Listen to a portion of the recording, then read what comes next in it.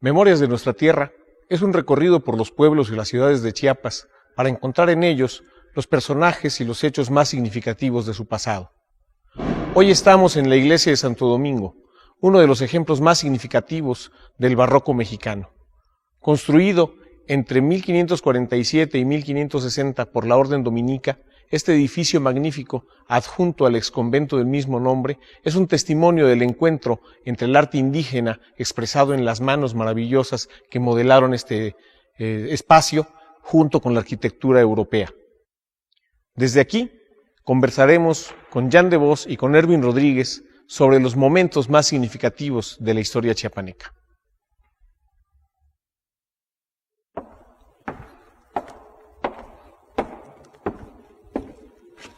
¿Qué tal, Jan?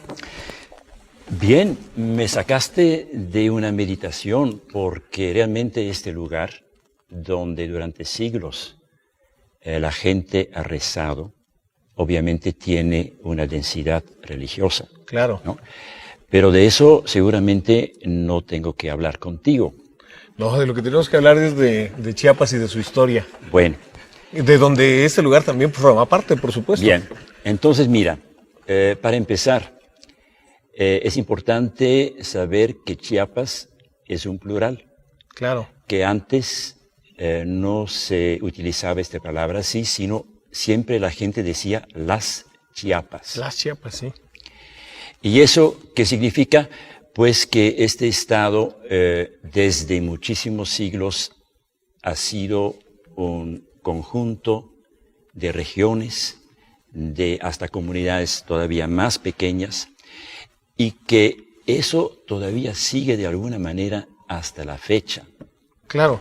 Y yo estoy seguro que, por ejemplo, los comitecos se consideran algo muy diferente de los tuxtlecos y también de los coletos. Claro. Y que también los que forman parte de una comunidad indígena también se consideran como una entidad muy suya, ¿no? Claro.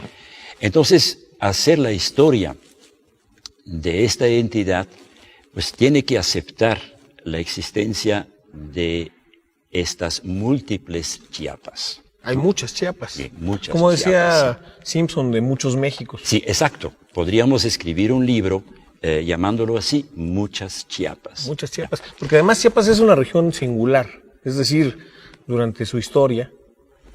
Me gustaría preguntarte, por ejemplo, ¿cuándo podemos comenzar a hablar de Chiapas? ¿A partir de dónde se consigue ya esta porque idea? hay una costumbre de hasta hablar del Chiapas prehispánico. Por ejemplo. Yo, personalmente, no lo haría.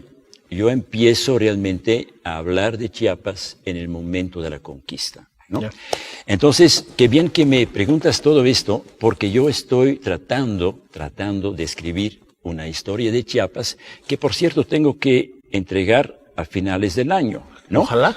Bueno, es que eso fue como el compromiso. Entonces, qué bien que me lo preguntas ahora, porque lo tengo de alguna manera bastante fresco en mi cabeza. Entonces, ¿cómo veo yo la historia de Chiapas? En primer lugar, que hay que decirlo también, que uno puede escribir esta historia de diferentes maneras. es como un pintor que está frente al mismo paisaje, pero que le puede pintar de una manera expresionista, impresionista, realista, abstracta. Cubista. Exacto. Sí. Entonces, mi manera ahora de ver la historia de Chiapas es como un río. Ya. El título de mi historia se llama Vienen de lejos los torrentes, porque yo quiero de alguna manera explicar, como historiador, desde el pasado, lo que ahora está sucediendo Aquí. en la actualidad. Claro. Entonces, ¿qué veo yo? En esta historia hay como varios torrentes que son los momentos fuertes donde hay cascadas, donde hay rápidos que hacen mucho ruido. Y entre torrente y torrente hay un tiempo donde el río, en una larga duración, es más apacible. Ya. ¿No? Entonces, la historia empieza, obviamente, con esta época prehispánica, postclásica, que duró 600 años, y yo lo considero como algo más o menos apacible, porque a fin de cuentas no sabemos muy bien lo que pasó en este tiempo. Claro. Viene el primer torrente, la conquista. Ya. Hay mucho ruido. Ruido de armas y ruido de palabras, declaraciones. ¿Por qué lo digo? Porque mi último torrente va a ser el movimiento zapatista, donde hay muchísima palabra, declaraciones. Claro. Tenemos 6 declaraciones ya de la Selva Lacandona, ¿no? Entonces, el torrente es un momento fuerte donde hay ruido de palabras y de armas. ¿Cuál es el ruido de las palabras? Es el famoso requerimiento que los conquistadores estaban obligados, según las leyes, ¿no?, de decir a los indígenas que tenían enfrente, en español y en su lengua, imagínate, claro, ¿no?, para decirles, mira, nosotros venimos aquí a salvar a ustedes. Ya es el momento de entrar al poder español. Después viene de este torrente que es la historia de la conquista, donde vemos funcionar personajes importantes como Mazariegos, por ejemplo, ¿no? O Luis Marín. O Luis Marín, antes de Mazariegos. Viene la primera corriente más apacible, que va a ser la historia de la vida bajo el peso de la corona española. No únicamente para los indígenas, también para los mestizos, españoles. Y para los propios españoles.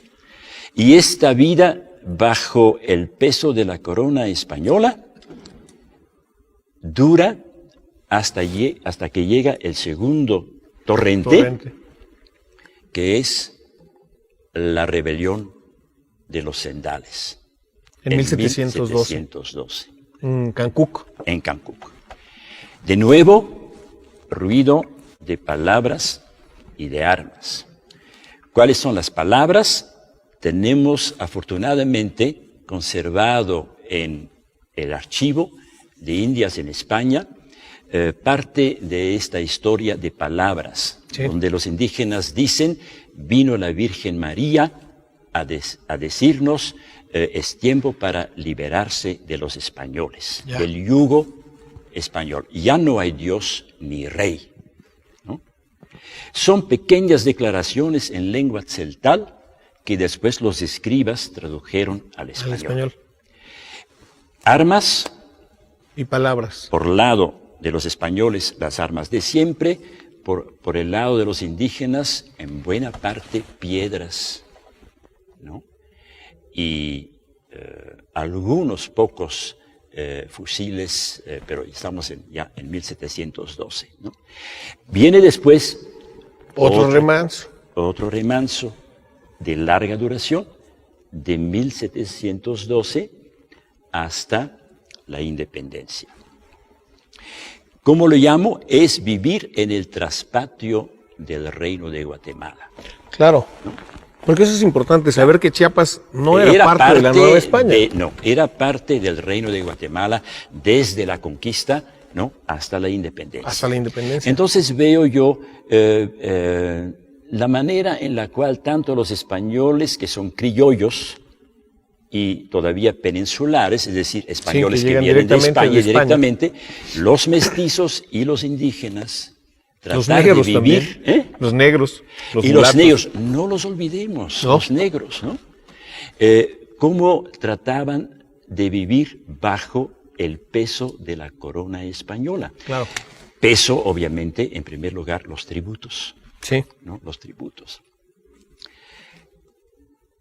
Viene el momento de la independencia, ¿no? De nuevo, ruido otro torrente de palabras y un poco de armas, muy poco, ¿no? Una batalla en... Sí, ya. Y ya. Pero las palabras vuelven cada vez más importantes. Sí. Está la declaración del Cabildo de Comitán, que es el principio. Sí. Después las declaraciones de los demás cabildos, Tuxtla, San Cristóbal, y la lucha de poder que se ve muy claramente a través de estas declaraciones, ¿no? Donde finalmente los tuxtlecos que habían votado por quedarse en Centroamérica, Sí, en la Federación Centroamericana, ¿no? sí. Sí, tienen que ceder al peso que tiene todavía la capital antigua, que era aquí San Cristóbal. Este lugar.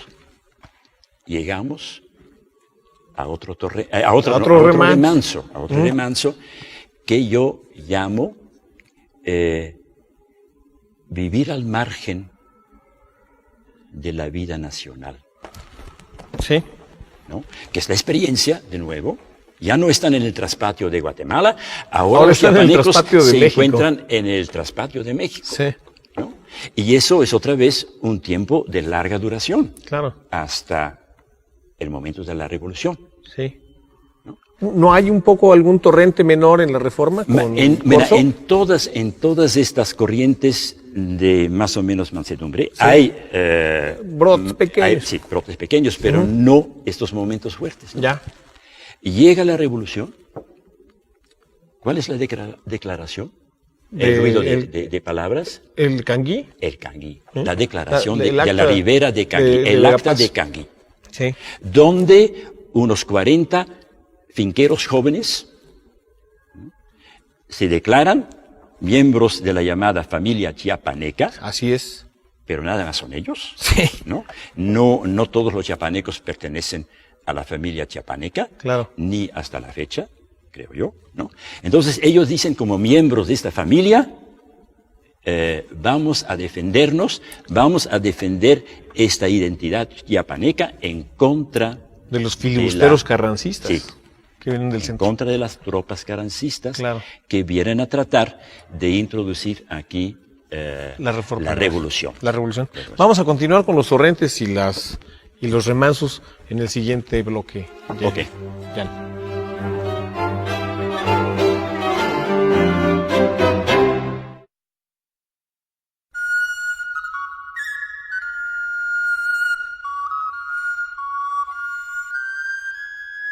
Ervin, Jan de Vos escribe ahora un libro en el que compara la historia de Chiapas con un río en el que han ocurrido torrentes. Antonio García de León lo vio como un memorial de agravios, ve la historia de Chiapas como un memorial de agravios. ¿Tú cómo ves la historia de Chiapas? ¿Cuáles son sus momentos más importantes?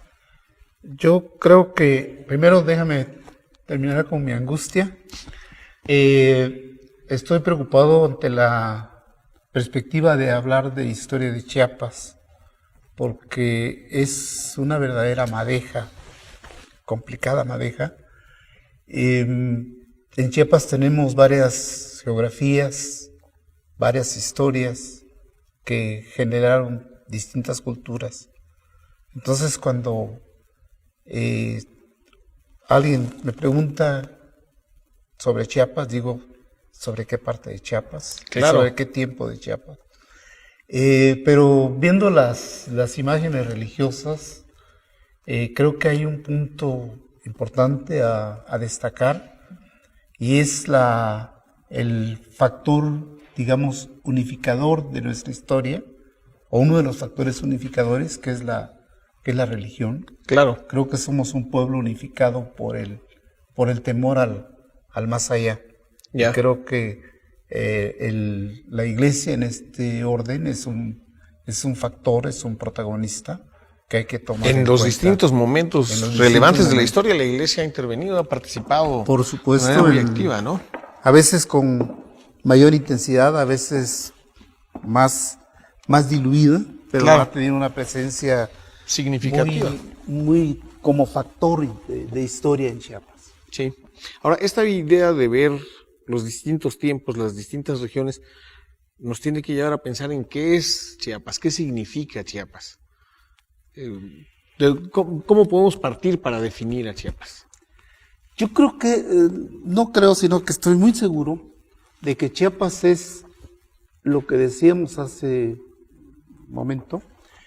Chiapas es un espacio de complicaciones, es un espacio distinto, de geografías distintas, en donde los pueblos se han comportado también de manera distinta y han llegado a leerse, a sentir una cultura, a interpretarse, a identificarse también con ciertas particularidades. Nuestra cultura es diversa.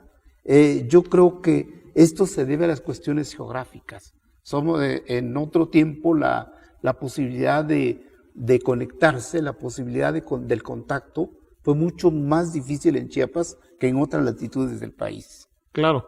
De hecho, hay una reflexión que es muy común a quien estudia a Chiapas y a su pasado, que señala que en el istmo de Tehuantepec comienza Centroamérica.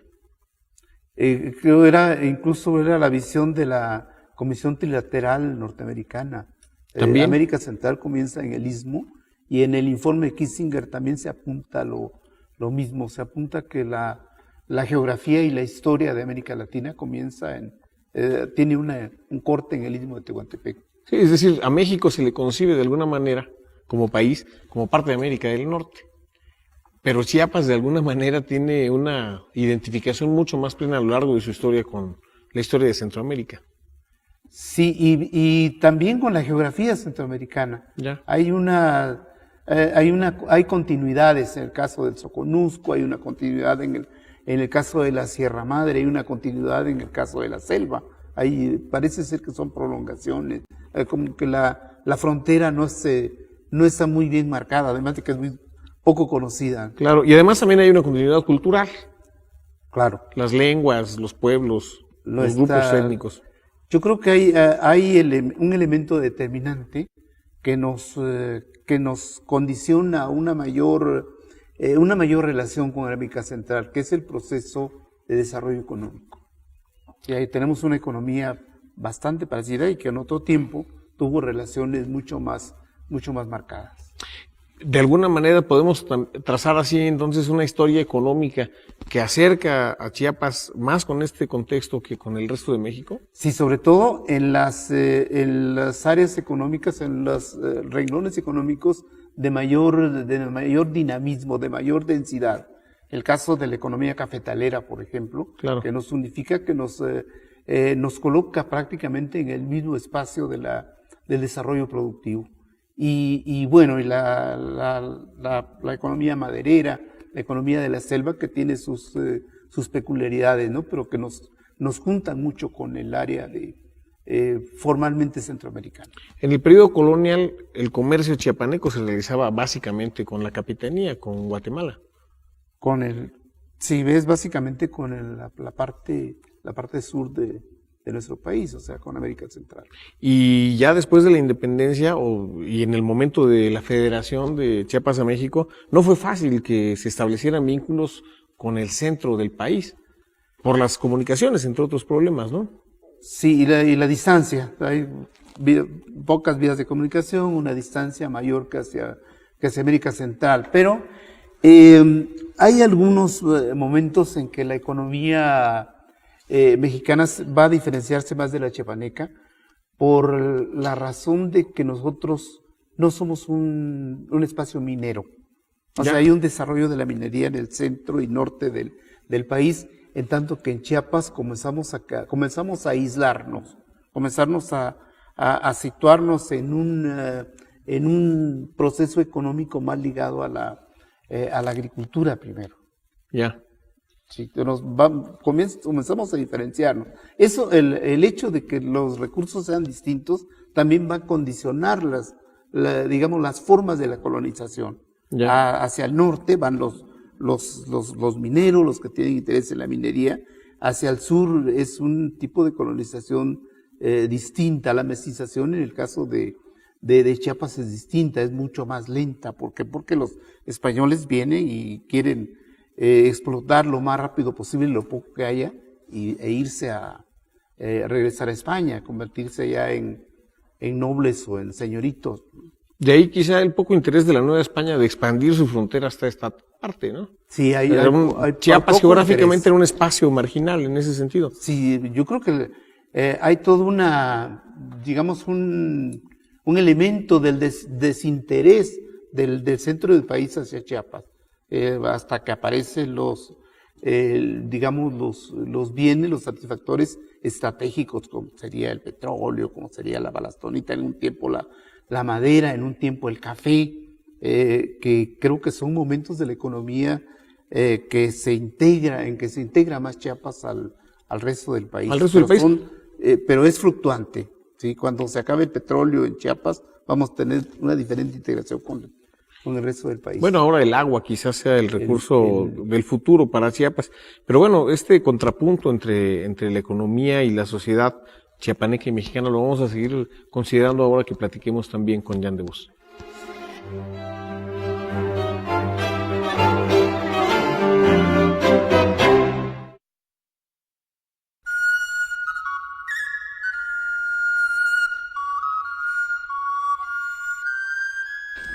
El torrente de la Revolución, Jan, es más largo de lo que habían sido los anteriores. Sí, pero es como bastante regular en la historia de Chiapas, ¿no? Las cosas nunca están, digamos, limitadas por los siglos, sino empiezan a veces antes de que termine el siglo, como por ejemplo en el último torrente, el movimiento zapatista, y se alarga en el siguiente siglo, ¿no? Ya. Entonces yo creo que en el torrente de la revolución y contrarrevolución sí podemos aceptar un periodo todavía en la segunda década del siglo XX, donde este torrente todavía tiene fuerza, ¿no? Y después sí, yo considero que hubo lo que yo llamo de nuevo una corriente más tranquila, ¿no? Donde los chiapanecos van a aprender a ser realmente parte de México, en comparación con lo que pasó en el siglo XIX. Anterior, donde vivieron mucho más todavía en su propio mundo, ¿no? Ahora el mundo se abre para ellos, primero ser parte de México y también ser parte del mundo. Claro. ¿No? Pero aquí de nuevo, yo creo que tú sabes eso muy bien, ¿no? La historia del Soconusco es diferente. Claro. ¿no? De nuevo, entonces empezamos a ver que Chiapas son muchas Chiapas. Muchas Chiapas. ¿no? Y que es imposible realmente decir que todo el Estado tuvo la misma trayectoria de siempre, ¿no? Bueno, ahí sobre ese torrente de la Revolución, la Guerra de Once fue muy ubicada entre San Cristóbal y Tuxtla, sí. Y prácticamente el territorio en medio, Acala, Sí. Chiapilla, Chicoacén, y la Revolución Mapache sí tuvo un alcance mayor, Sí, hasta Carranza, hasta Sí. San Cristóbal, Comitán, y con la queja de la población civil por lo que hacían ambos bandos. ajá. Sí. Los excesos de los carrancistas Sí. y los excesos de los Sí. mapaches. Ahora, Sí. tanto mapaches como carrancistas, pasada la revolución, como bien dices, se alinean con la política del gobierno federal Ya. y comienzan a ser uno solo, ¿no? Sí. Ahora, ¿esa integración no sería difícil por la falta de comunicación? En el Claro, siglo- lo que señala Jan son varios Chiapas. Y en este caso creo que las comunicaciones sí existieron en algunas regiones de Chiapas. El caso del Soconusco, que es muy claro porque es el ferrocarril que llega prácticamente en los inicios del siglo XX y que llega y se da, llega porque hay una producción muy alta en la región del Soconusco. El cacao del Soconusco tiene fama desde hace mucho tiempo, pero bueno, también hay una producción platanera. El plátano en los primeros años del siglo es un material, no es un alimento únicamente, es un material estratégico. Sí. En la guerra va a utilizarse plátano, van a utilizarse derivados del plátano para hacer productos que se requieren en la guerra. Entonces, esta región de Soconusco siempre ha tenido mucha importancia. El café desde finales del siglo XIX,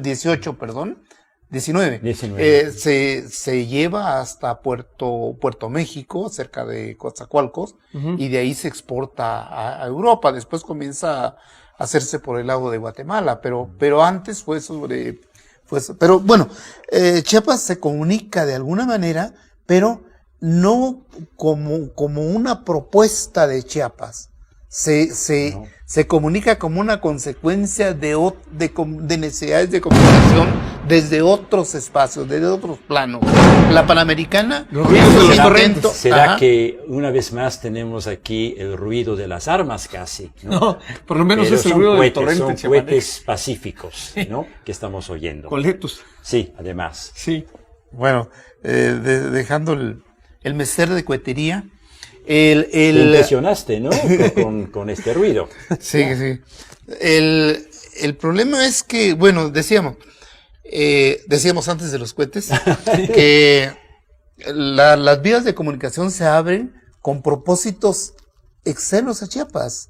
La carretera panamericana es un deseo, es una intención del gobierno norteamericano. Sí. La carretera costera, de una u otra manera, se corresponde con las necesidades de la Guerra Fría, con las tesis de seguridad nacional. Sí. La carretera fronteriza, pues no hay ni qué decirlo, es una utilización de tipo militar. Sí. Por el lado de Tabasco también hay una apertura hacia Chiapas. Hay una entrada a Chiapas, a la zona de Pichucalco. La Selva Negra. Pero esto se corresponde con las necesidades de comunicación para exportar los productos de la zona chiapaneca hacia otro lado. No es un propósito interno de Chiapas.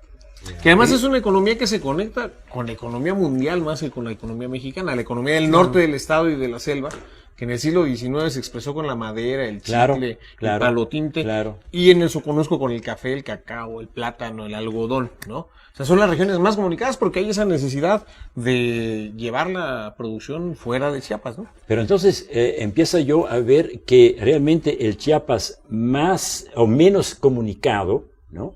No es ni el Soconusco, ni la selva lacandona, ni la parte norte de Chiapas, allá la región de Pichucalco, sino son los altos y los valles centrales. Sí.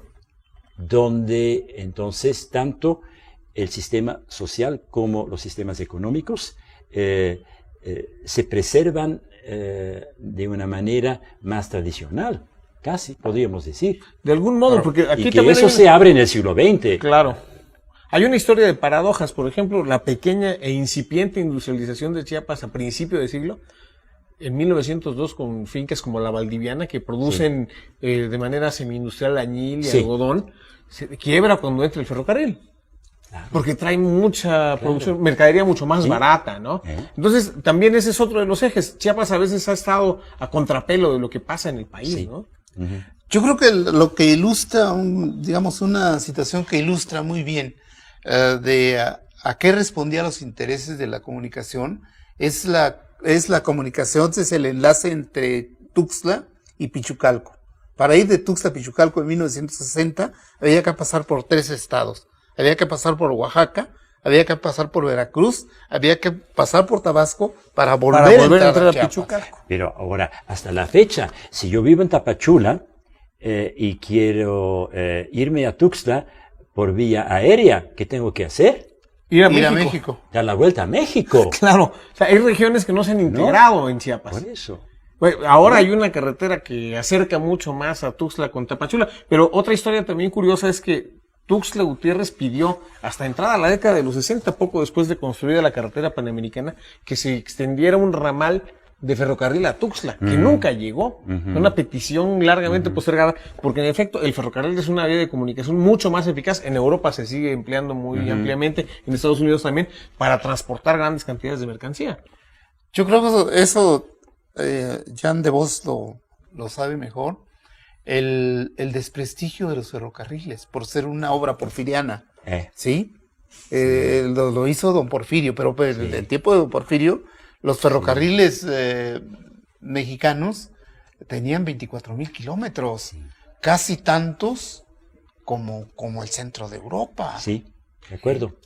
Sí, Y ahora quedan nada más 2 ferrocarriles turísticos, ¿no? Uno en Chihuahua y otro no sé dónde. Ahora, yo creo que esa dificultad de la integración de las regiones entre sí ha sido uno de los problemas de Chiapas, pero veremos en el último de los cortes la dificultad de comunicación entre Chiapas y el resto de México. Bien.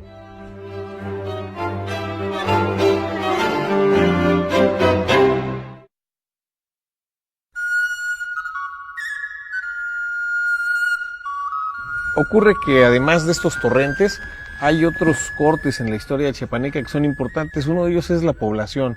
¿Cómo se ha comportado la población? Porque yo tengo la impresión de que en el siglo XX esto cambió de manera radical respecto de este momento en que inicia Chiapas como un lugar definido en la colonia, ¿no? ¿Qué pasó en la colonia, por ejemplo? Bueno, en la colonia obviamente tenemos un descenso tremendo después de la conquista, ¿no? Por las enfermedades, básicamente, ¿no? Que entonces dependen también un poco si uno vivía en tierra más templada o tierra tropical, ¿no? Los que murieron mucho más fácilmente fueron los que vivían en tierra tropical, ¿no? Claro. Entonces estamos viendo un primer momento después de la conquista cuando la población indígena sufre de las enfermedades traídas por los españoles. Después viene un segundo momento donde una vez más la población chiapaneca desciende por las enfermedades africanas que son traídas ya por los esclavos. Ya. Ellos mismos están inmunes, como antes estaban los españoles, la población indígena no, y entonces se despuebla totalmente una parte de los valles centrales. Es la historia de Copanaguastla, por ejemplo, ¿no? Ya. Que se desprueba totalmente, ¿no? Entonces la población necesita un tiempo bastante de largo de duración para rehacerse. Y entonces, en un momento dado, llegando ya al siglo XX, si bien me acuerdo, en el momento del torrente de la revolución y la contrarrevolución, la población chiapaneca era de 500,000. En total. Sí, principios del siglo XX. Sí. Ahora, al final, la población cuenta con 4,5 millones. 9 veces más. Sí, yo creo que ningún gobierno en el mundo es capaz de solucionar el futuro de toda esta gente joven que está naciendo y creciendo, ¿no? El gobierno chiapaneco necesita encontrar cada año, yo no sé cuántos miles y miles y miles de fuentes de trabajo, ¿no? Entonces claro. Sí, yo creo que el aumento de la población es algo muy importante que está detrás de otras problemáticas y que no podemos estudiar estas problemáticas si no tomamos siempre en cuenta este aumento de la población. Sumado a otro problema, Ervin, que es la dispersión de esta población. Sí, podemos hablar de 24,000 comunidades, asentamientos poblacionales. Algunos con números muy bajos de habitantes, pero son muchos centros de población. A esto tendría una explicación también en la reforma agraria. Ya. Al comenzarse a distribuir tierras, la población tuvo que irse a las tierras. Claro. Y esto comenzó a formar núcleos humanos muy reducidos. a los cuales, por supuesto, no se les puede dar servicio, ¿no? Sí, ¿cómo le llevas agua, luz Imposible. eléctrica, drenaje, hospitales, No. escuela, a localidades que tienen menos de 100 habitantes? No se puede hacer una escuela donde Sí. hay 2 niños. Claro, Sí. Sería imposible. Sí. ahora, Yo acabo de estar sí, en Montes Azules, en un poblado muy reducido. Yo creo que no llega a 50 habitantes, ¿no? Para salir de este poblado, ¿no? Un habitante tiene que primero caminar 10 horas por la selva. Llega a San Quintín. Después tomar un camión de redilas y son otras 7, 8 horas para llegar a Ocosingo. Después de Ocosingo, tomar un camión, 2 horas, 3 horas a San Cristóbal. En el caso que una persona se enferma, claro. ¿no? Allá en este poblado ya no hay ni escuela, ni No. tampoco la ermita está funcionando por problemas internos, ¿no? Claro. Pero entonces ese es un buen ejemplo, ¿no? De cómo a veces es la situación de la población por la dispersión y por el aislamiento. Ahora, en la época colonial, a principio de la colonia, una de las tareas de los dominicos, de las órdenes que se asentaron en Chiapas, fue concentrar a la población. Sí. ¿Y funcionó esto en esa Eh, época? No, yo creo que funcionó mucho menos de lo que los documentos escritos por los dominicos, Claro. ¿no? Nos enseñan, ¿no? Sí. Yo creo que siempre hubo la tendencia de la población indígena de regresar a sus vivir, parajes. porque ellos tenían la costumbre de vivir cada quien cerca de su milpa, Exacto. ¿no? Y claro, la tendencia del gobierno español era todos juntos, porque los españoles consideraban eso la única manera de vivir, como ellos decían, en policía, es Sí. decir, de manera civilizada, Civilizada. ¿no? Todos alrededor de una iglesia, ¿no? En cambio, pues la costumbre mesoamericana era exactamente lo contrario, ¿no? Claro, claro.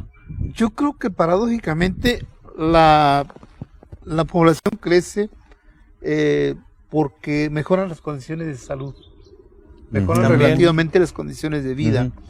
Hay algunas regiones de Chiapas que son colonizadas hasta mediados del siglo XX. Ujú. ¿Por qué? Porque eran lugares insalubres. El caso de la Depresión Central era el lugar en donde había más paludismo. Sí. Entonces, hasta que se descubre la quinina y comienza a utilizarse en Chiapas, Los la Depresión fenómenos Central climáticos que decías tú. comienza a poblarse. La selva lacandona también, ¿no? Claro, y que Ah. se llamaban los desiertos. O sea, no porque El fueran desierto áridos, de sino porque Lacandón, estaban claro. el desierto de Lacandón. Despoblados. Los despoblados, el desierto también entre Tonalá y Pijijiapan, por ejemplo, ¿no? También. Era un lugar sí. tremendo. Ahora, creo que, como bien dijimos al principio, dijiste tú, Jan, Chiapas es un lugar lleno de historias que faltan por contar. Hay muchas cosas que falta contar. De todos estos momentos que tú has encontrado y que hemos conversado ahora, ¿qué crees que haga falta atender pronto? Pronto, bueno, esa es una palabra que yo no sé. Que los historiadores usan poco. Sí, muy poco, ¿no? No, yo digo que como Chiapas sigue siendo un conjunto de regiones y de comunidades y de poblados, ¿no? Yo creo que todavía falta muchísimo estudio detallado, Ya. ¿no? Ya tenemos varias historias que utilizan un gran ángulo para utilizar una expresión de fotografía, Sí. ¿no? Pero necesitamos todavía mucho close-up. Claro, donde, más detalle. Sí, más detallado, ¿no? Y entonces empiezas a ver que es una obra colectiva, ¿no? Que tendríamos que empezar a animar a los jóvenes, sobre todo, y las jóvenes, ¿no? Que empiecen a estudiar casos más particulares para, en un momento dado, entonces, mejorar estas visiones de conjunto, Claro. porque estas visiones de conjunto, estoy recordando varias historias que se escribieron ya en las décadas anteriores, ¿no? Bueno, Trends. sí, no pudieron hacerlo de otra manera, ¿no? Claro. Y personalmente lo que yo estoy haciendo es una vez más, pues una historia ahora con una visión muy general, general. ¿no? Y entonces lo que falta son todas estas historias más particulares, ¿no? ¿Tú lo Creo ves yo. así también, Erwin? Yo creo que sí entender a las historias particulares, pero también tratar de encontrar un hilo conductor general, Chan. Ujú. Sí, que no cada quien tenga su historia, sino tratar de juntar todas las historias para construir Articular esas historias. conocer. Yo creo que Sí. lo importante es en Chiapas, parece mentira, pero es un lugar. Sí. Otra vez los coches. Otra vez los cohetes. Para Eso cerrar. eso significa que la fiesta está alegre. Así es. Sí, Pero creo que conocer a Chiapas, hay muchos mitos sobre Chiapas. Claro. Hay un desconocimiento sobre lo que pasa realmente. Hay poblaciones de la Sierra Madre, por ejemplo, que no están en los censos, Claro. que no aparecen, que formalmente no existen. ujú, Hay una desinformación sobre la sierra. El CONAPO, por ejemplo, cita una cifra de que en el municipio de Bellavista el ingreso per cápita mensual es de $7,000. O sea, por encima de Garza García en Nuevo León. Y es un Sería el error, por municipio. supuesto. Eso suena como a Una mala burla, ¿no? Como a mala broma. pero refleja no la tontería de quienes registraron el dato, sino que refleja un desconocimiento sobre lo que es Chiapas. De eso se trata Memorias de nuestra tierra, de platicar sobre los pueblos, las ciudades, los hechos y los personajes más importantes de este lugar tan rico y tan diverso.